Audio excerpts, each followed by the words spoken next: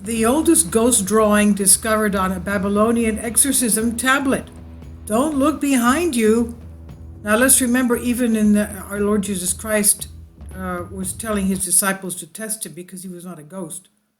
So now the oldest ghost drawing, I don't know if this is, it's an exorcism tablet.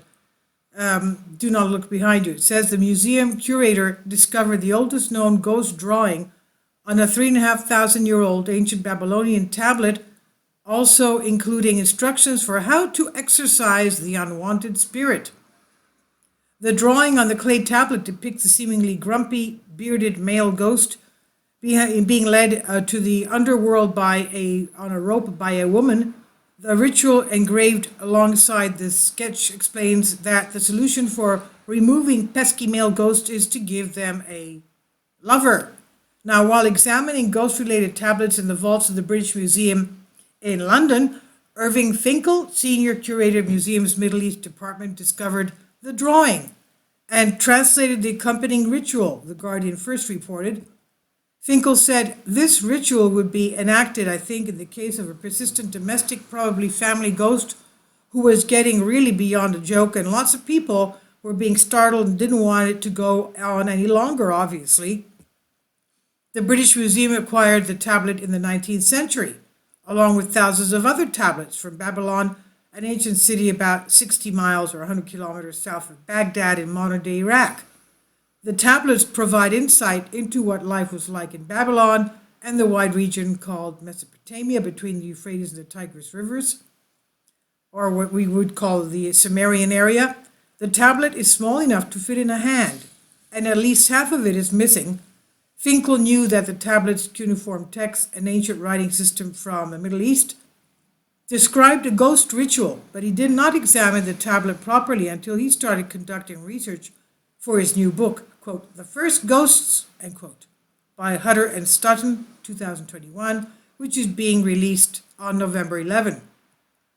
Upon closer inspection, Finkel found the fine drawing, which is barely visible to the naked eye, and he identified the ghost and the woman. He says these characters suddenly walked out of a myth, Finkel said. It was very exciting, he said. The image serves as a visual aid to the ritual, which would have been performed by an exorcist, of course. The ritual instructs the reader to make figurines of a man and a woman and equip them with specific items, including travel provisions for the man and furniture for the woman. The figurines are then to be buried together at sunrise while the exorcist recites a spell.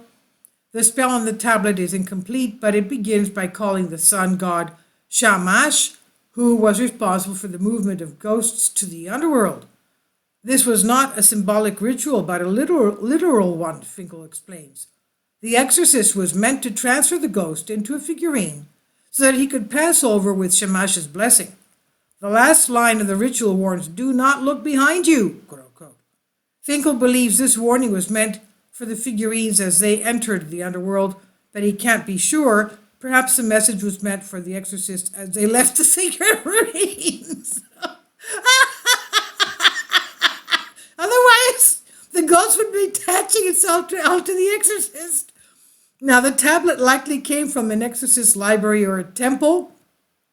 A master craftsperson likely created the rare drawing, Finkel said, as clay is an unforgiving medium to draw on and requires tremendous skill, obviously. Finkel hopes this new book will shine a light on Mesopotamia and ghost history and highlight how accessible the ancient Mesopotamian culture is today. Quote, the people who come out of these pages don't look like museum constructions. They don't look like weirdos from another planet. They look like people that we would recognize, Finkel said. According to Finkel, people today would recognize their fears, suspicions, and rituals.